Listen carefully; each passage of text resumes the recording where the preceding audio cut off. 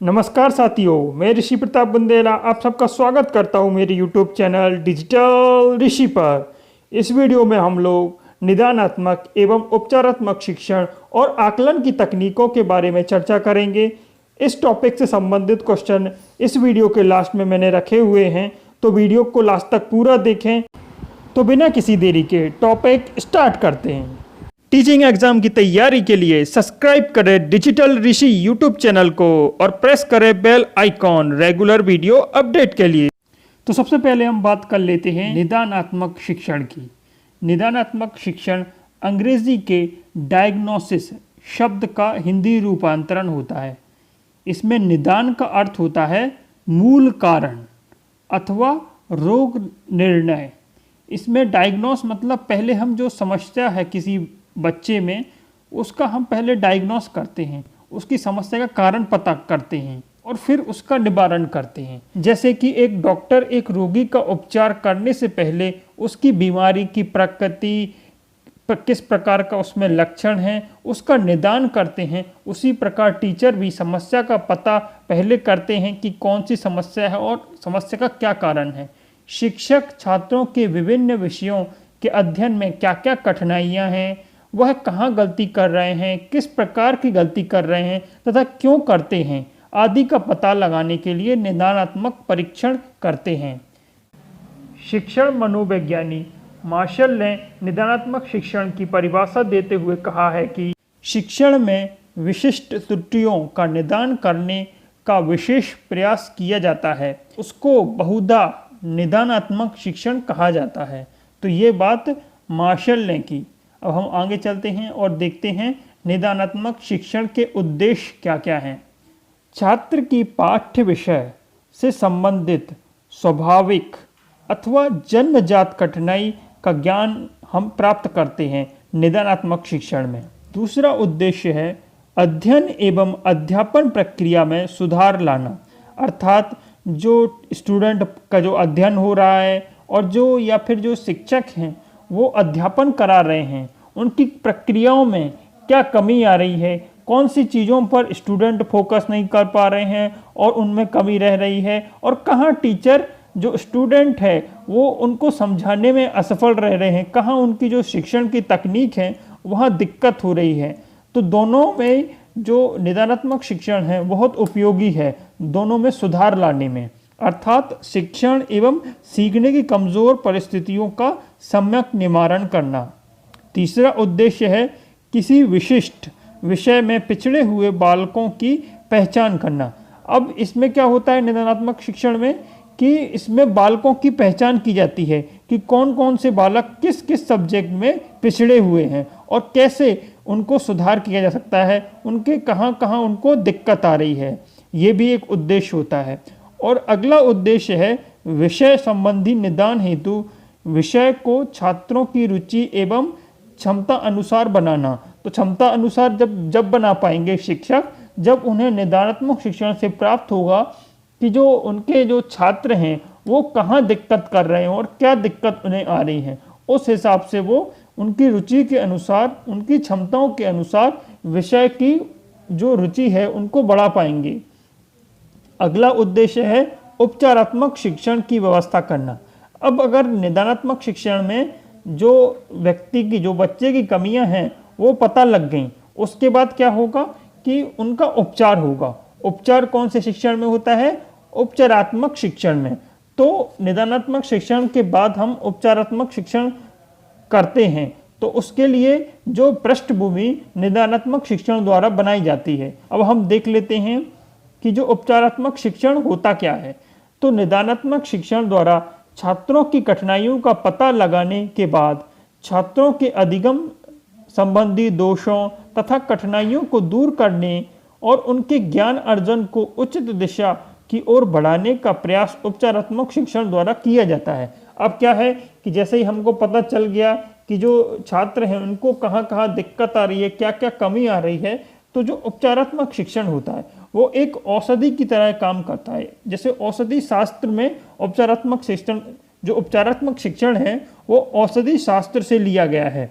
जिस प्रकार कोई चिकित्सक है वो व्यक्तियों के विभिन्न रोगों का उपचार करके रोगियों को उत्तम स्वास्थ्य प्रदान करने का कार्य करता है, उसी प्रकार जो शिक्षक है वो छात्रों की अधिगम संबंधी त्रुटियों को दूर करने के लिए विभिन्न तरीके अपनाता है, विभिन्न जो शैक्षणिक गतिविधियां कराता है और टीचिंग लर्निंग एड्स का उपयोग करता है और अपने जो लेक्चर वो तैयार करता है उनको जो बच्चे की रुचि के अनुसार से तैयार करता है। छात्रों की ज्ञान संबंधी त्रुटियों को दूर करके उनको आने वाले समय में होने वाले दोषों से मुक्त करना उपचारात्मक शिक्षण में आता है। छात्रों के दोषपूर्ण आदतों मनोवृत्तियों को समाप्त करके उनकी अच्छी आदतों को सिखाना। इसमें क्या होता है कि जो छात्रों में कोई दोषपूर्ण आदत है या मनोवृत्ति हो उनको दूर किया जाता है और उनको अच्छी आदतें सिखाई जाती हैं। छात्रों को उन अच्छी आदतों को सिखाना जो आज तक वे नहीं सीखे हैं, ये सब काम उपचारात्मक शिक्षण में किए जाते हैं। तो ये बात हो गई उपचारात्मक शिक्षण की। अब हम आगे चलते हैं। अब हम देख लेते हैं कुछ आकलन की तकनीकें। इस वीडियो में हम आकलन की तकनीकों के बारे में बात करेंगे। वो हैं अवलोकन, observation, checklist, rating scale, portfolio, anecdotal record, जिसको हम घटना वृत्तांत अभिलेख भी कहते हैं हिंदी में। एनेक्डोटल रिकॉर्ड से आप इंग्लिश में याद रखें क्योंकि डायरेक्ट यहाँ से इंग्लिश में भी डायरेक्ट नाम बोला जाता है एनेक्डोटल रिकॉर्ड। और है अगला संचयी अभिलेख। तो इन 6 जो तकनीकें हैं आकलन की, इनको हम डिटेल में इस वीडियो में डिस्कस करेंगे। तो एक एक करके तकनीक ले लेते हैं। सबसे पहले हम तकनीक लेते हैं अवलोकन। ये बहुत महत्वपूर्ण तकनीक है और ये कई जगह काम आती है। तो इसलिए पहले देखते हैं इसको। सत्र के आरंभ से अंत तक बच्चे द्वारा की जा रही गतिविधियों पर नज़र रखकर उसे और अधिक प्रेरित मोटिवेट करना ताकि उसके प्रदर्शन में सुधार हो सके। इस तकनीक में होता क्या है कि बच्चे को जो सत्र के शुरुआत से और अंत तक उस पर नज़र रखी जाती थी और वो क्या क्या गतिविधियां कर रहा है, क्या क्या एक्टिविटीज़ में इन्वॉल्व है और जो अच्छी एक्टिविटीज़ है उसके लिए प्रेरित किया जाता है और जो वो गलत कर रहा है, जहाँ पर उसे कमी दिख रही है, उन कमियों को उसको बताया जाता है और उसको आगे जो गतिविधि है उसमें उन कमियों को दूर करने के लिए मोटिवेट किया जाता है। अवलोकन किन किन के द्वारा होता है? अवलोकन शिक्षक स्वयं करता है, बच्चों द्वारा खुद कर सकते हैं बच्चे के जो साथी हैं, जो पीयर ग्रुप है, वो कर सकते हैं, शाला के अन्य शिक्षकों द्वारा किया जा सकता है, जिसके आधार पर बच्चे के सीखने सिखाने के तरीकों में सुधार लाया जा सकता है। जो ये सब जो है ना अवलोकन के द्वारा क्या होता है कि जो सीखने सिखाने के तरीके हैं जो नॉर्मली यूज़ हो रहे हैं उनको सुधार किया जाता है। क्योंकि अगर बच्चे में कोई कमी आ रही है तो ज़रूर जो बच्चे के सीखने में या हमारे सिखाने में प्रॉब्लम होगी, तभी बच्चों में ये कमी आ रही है। तो इन तरीकों के माध्यम से सीखने की सिखाने की प्रक्रिया में सुधार किया जाता है। अब अवलोकन शेड्यूल में क्या होता है कि कुछ गुण और व्यवहार होते हैं जो बच्चों में देखे जाते हैं, जिन्हें हमें बच्चों में विकसित करना होता है और हम उनमें ये देखना चाहते हैं। जब बच्चे किसी काम करते हैं, कोई काम करते हैं, किसी एक्टिविटी में इन्वॉल्व होते हैं, तो उन गुणों या व्यवहारों को उपस्थिति या अनुपस्थिति हम उनमें देखते हैं। ये अवलोकन किस तरीके से होता है? अवलोकन कुछ इस तरीके से होता है। तो यहाँ पर शिक्षक देखता है कोई रोहित नाम का बच्चा है, उसको जोड़ना आता है कि नहीं, तो अगर आता है तो टिक कर देंगे, आता है। पढ़ना आता है कि नहीं, पढ़ना आता है तो टिक कर देंगे। सही उच्चारण करना आता है तो टिक कर देंगे, पहाड़े नहीं आते तो नहीं आता मतलब क्रॉस कर देंगे, और पत्र लिखना आता है तो टिक कर देंगे। तो ये टाइप का एक चेकलिस्ट बन जाती है और ये चेकलिस्ट के अंदर और यहाँ पर रेटिंग स्केल में भी अवलोकन विधि का, अवलोकन तकनीक का यूज़ होता है। अब हम आगे चलते हैं। अब देख लेते हैं चेकलिस्ट। चेकलिस्ट में भी जो है ना अवलोकन तकनीक का यूज़ हो रहा है। गुणों व व्यवहारों की एक ऐसी सूची जो हम बच्चों में विकसित होता देखना चाहते हैं। यदि वे विकसित हो गए हैं तो हम सही का निशान लगा देते हैं और यदि नहीं तो हम गलत का निशान लगा देते हैं। तो इसमें भी वही होता है कि एक लिस्ट बना ली जाती है शिक्षकों द्वारा और वो देखना चाहते हैं कि वो जो बच्चे हैं उनके वो इन जो गुण या व्यवहार हैं वो प्रदर्शित कर रहे हैं या नहीं, और अगर वो प्रदर्शित कर रहे हैं तो जो वो टिक कर देते कि हाँ ये प्रदर्शित कर रहे हैं, और नहीं प्रदर्शित कर रहे हैं तो फिर उनको समझाया जाता है, उनको प्रेरित किया जाता है कि वो ऐसा करें। चेक लिस्ट विधि होती है ना। अब हम आगे चलते हैं। आगे की जो रेटिंग स्केल टेक्निक है, इसमें क्या होता है, ये भी अवलोकन पर आधारित तकनीक है। इसमें क्या होता है कि अभी तक हमने चेकलिस्ट में देखा कि किसी जो बालक है उसमें कोई गुण या व्यवहार अनुपस्थित है या उपस्थित है, उसके आधार पर हम कैंसिल या टिक या फिर क्रॉस करते हैं। लेकिन इसमें क्या होता है कि इसमें कुछ 5 पॉइंट या 5 पॉइंट का एक स्केल या 3 पॉइंट का एक स्केल होता है। उसमें हम देखते हैं कि जो बच्चा है उसमें वो व्यवहार या गुण कितना % है, कितना भाग उसमें उपस्थित है, कितना उपस्थित है या नहीं है, तो है ना, उसमें हम मात्रा देखते हैं एक टाइप से। जैसे यहाँ पर एक दिख रही होगी आपकी, यहाँ पर एक रेटिंग स्केल दिख रहा है। इसमें जैसे कथन है गृह कार्य की कॉपी जचवाता है, तो यहाँ पर ये 3 पॉइंट वाले स्केल पर यहाँ पर उसको जांचा जाता है कि हमेशा करता है, कभी कभी करता है, कभी नहीं करता है।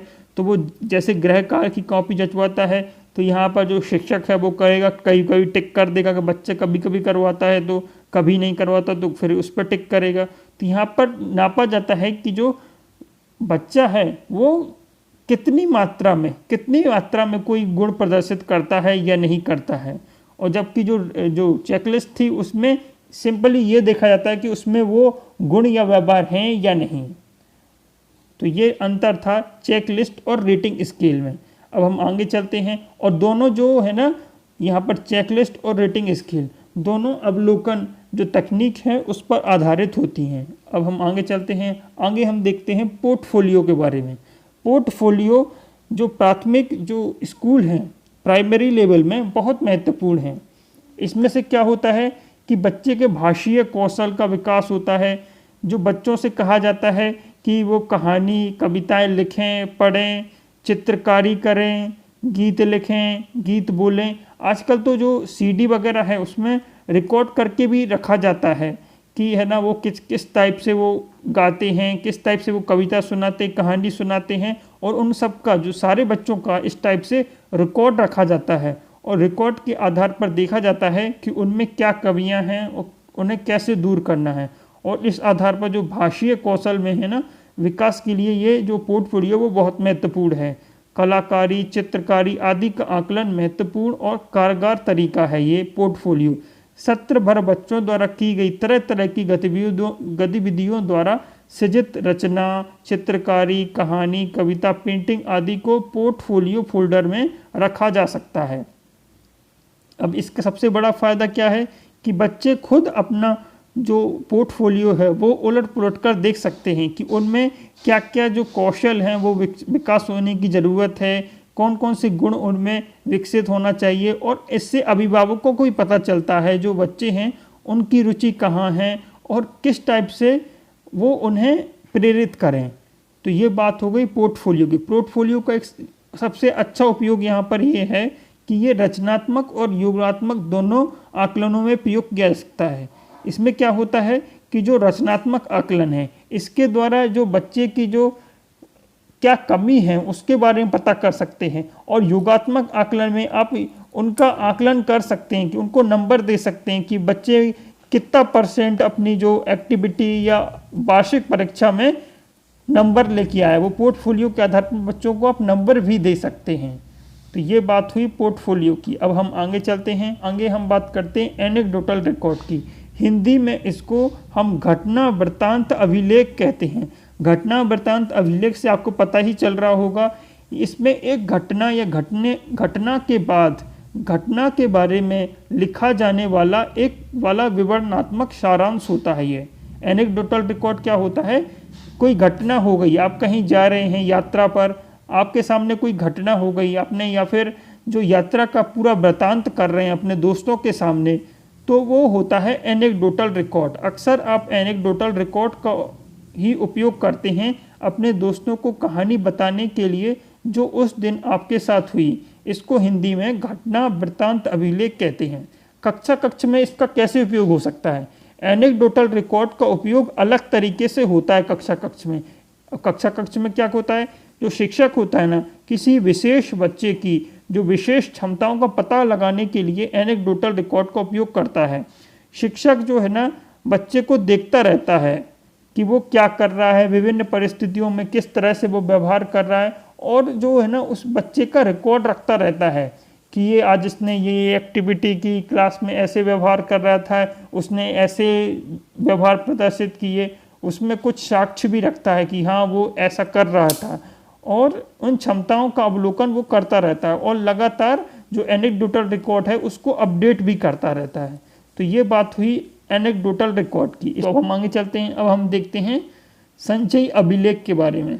एक संचयी रिकॉर्ड वह है जिसमें छात्र के अध्ययन के दौरान समय समय पर आयोजित विभिन्न मूल्यांकनों और निर्णय के परिणाम शामिल होते हैं। इसमें बच्चे के जीवन के सभी पहलुओं, जैसे शारीरिक पहलू हो गया, मानसिक पहलू हो गया, सामाजिक पहलू हो गया, नैतिक और साइकोलॉजिकल मनोवैज्ञानिक के बारे में जानकारी शामिल होती है। इसमें इकट्ठा रिकॉर्ड होता है। इसमें सारे पहलुओं को जो एक छात्र से संबंधित है उससे जीवन के बारे में सारी जानकारी उपलब्ध रहती है कि वो क्या कर रहा है, उसका जो शारीरिक विकास अच्छे से हो रहा है कि नहीं, मानसिक विकास ठीक हो रहा है कि नहीं, वो समाज में अच्छे से लोगों से इंटरेक्ट कर पा रहा है कि नहीं, उसका मोरल डेवलपमेंट कैसा है, साइकोलॉजिकली वो किस टाइप से व्यवहार करता है। ये सारी चीज़ें संचयी अभिलेख में जो शिक्षक हैं वो रखते हैं बच्चे के बारे में। यह बच्चे के व्यक्तित्व के लिए यथासंभव व्यापक चित्र देना चाहता है। तो इसमें जो छात्र है वो किस टाइप का व्यक्तित्व रखता है। तो ये हो गया संचयी अभिलेख के बारे में। अब हम क्वेश्चन ले लेते हैं। पहला क्वेश्चन है, खाली स्थान का उपयोग निर्माणात्मक और योगात्मक आकलन दोनों को करने के लिए किया जा सकता है। तो यहाँ पर जो पोर्टफोलियो है उसका उपयोग निर्माणात्मक फॉर्मेटिव असेसमेंट और योगात्मक सबमिटिव असेसमेंट दोनों के असेसमेंट के लिए किया जाता है। अगले क्वेश्चन चलते हैं।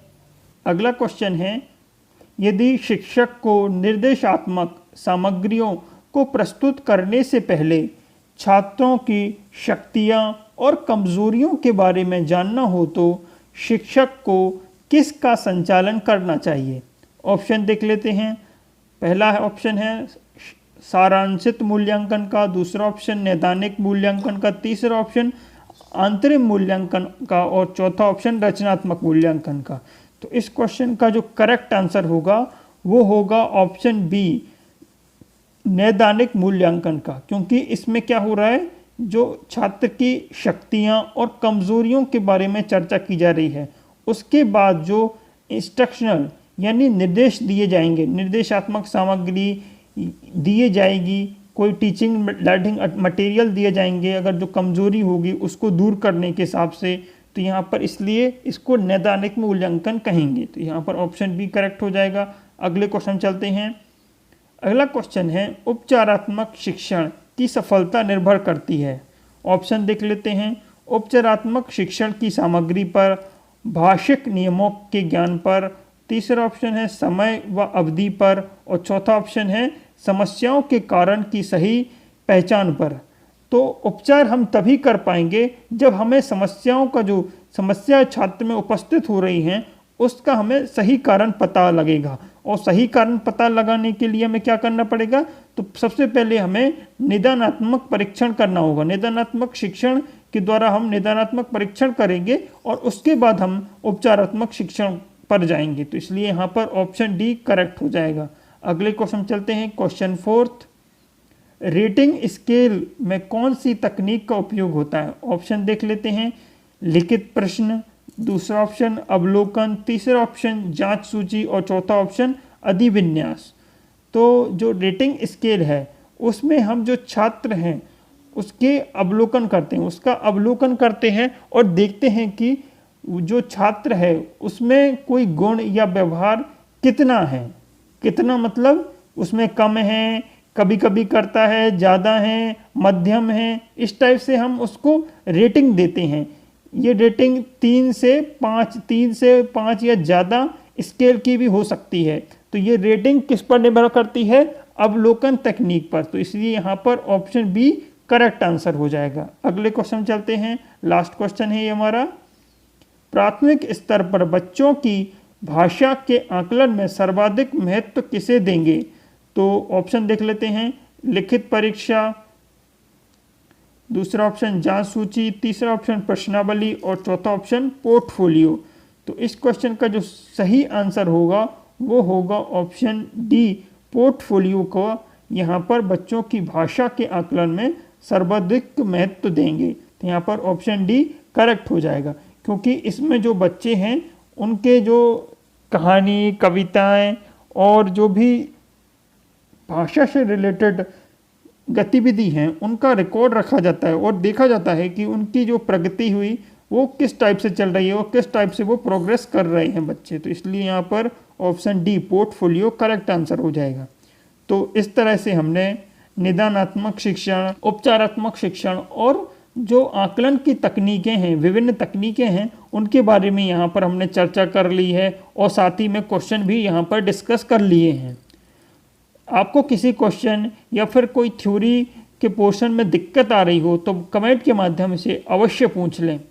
वीडियो अगर पसंद आया हो तो वीडियो को लाइक करें, अपने साथियों के साथ शेयर करें और जो लोग नए इस वीडियो में जुड़े हैं वो लोग मेरे चैनल को सब्सक्राइब करें और बेल आइकॉन दबा लें, जिससे टीचिंग से रिलेटेड सारी जानकारी आपको मिलती रहे।